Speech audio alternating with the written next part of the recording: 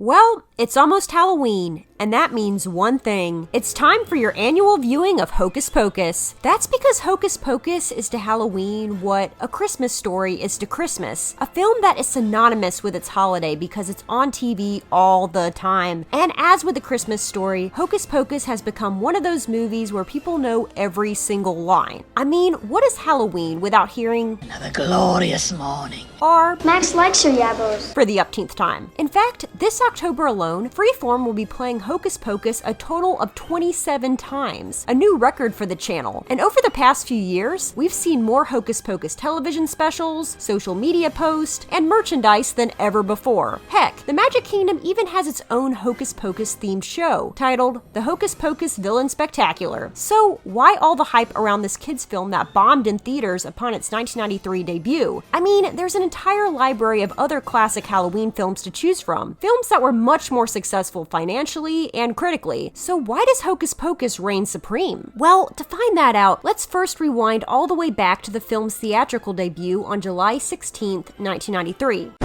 Wait, July? That doesn't make any sense. Let me just check a few more sources. Oh, yep, it definitely had a summer release. Why, Disney? Why? Well, reportedly, Disney dumped Hocus Pocus in July instead of October, so it wouldn't compete with another Disney release, The Nightmare Before Christmas. Okay, I guess that's somewhat understandable, but Hocus Pocus is simply not a movie you watch smack dab in the middle of summer. For those of you not familiar, this is a film about three witches who are reawakened after 300 years because a virgin lit the black flame candle on Halloween night. The witches then scheme to steal the souls of Salem's children, and along the way there's a costume party, a talking black cat, trick-or-treating. Long story short, this is the most Halloween-y, is that even a word? Yes, Halloween-y movie you could possibly think of. So yeah, as you may have guessed, no one really wanted to see Hocus Pocus on that fateful weekend in July. The film came in at number 4 behind The Firm, In the Line of Fire, and Jurassic Park, in its 6th week. Again, Disney, what were you thinking? On top of that, the film also grossed a disappointing $39.5 million on a $28 million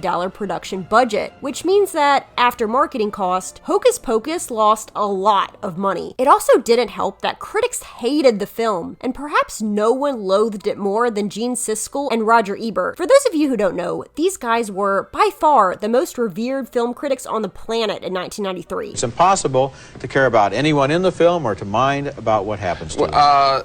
I would have to challenge the people that made this film with this. What do they think the comic situation is? What is funny about it? Nothing funny in this movie. Harsh. Also, I particularly find this one review by Desson Howe of the Washington Post very interesting. He wrote that the film was little more than, quote, another future videotape disguised as a movie. In the not too distant future, look for Hocus Pocus in the rental store bins. Howe was pretty spot on about the film's fate, at least in the short term. Hocus Pocus was indeed a box office dud and didn't initially do so well on home video either. It sold modestly when it was first released on VHS in 1994, and then sort of faded into obscurity, at least in video stores. But on a little network called the Disney Channel, the Sanderson Sisters lived on. After all, the film was produced by Disney and was decidedly family-friendly, so it was a natural fit for the channel, which would regularly air the film in October during the late 90s. And it just so happens that at the very same time, Halloween was growing in popularity. According to a New York Times story in 1998, the holiday was a booming industry, then raking in $2.5 billion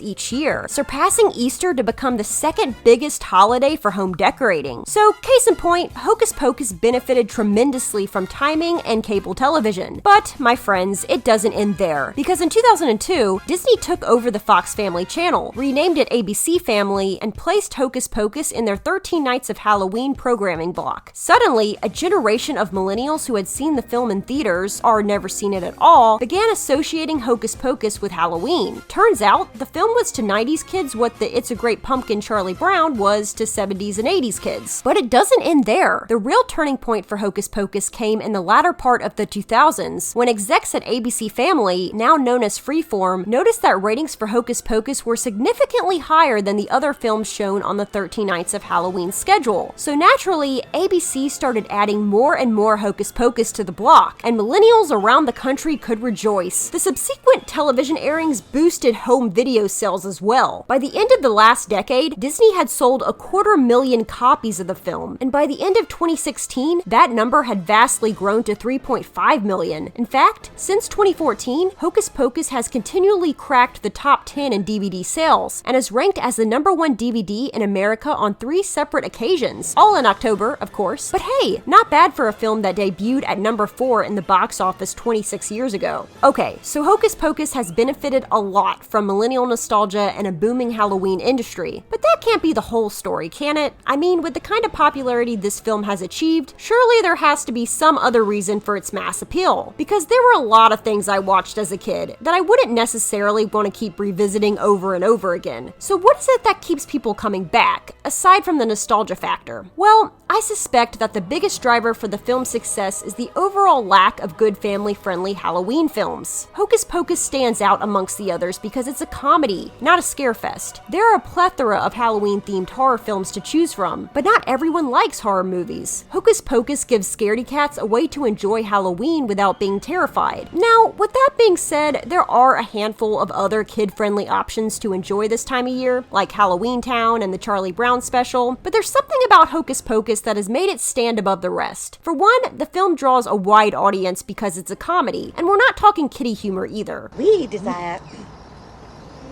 children. Hey, that may take me a couple of tries, but I don't think that'd be a problem.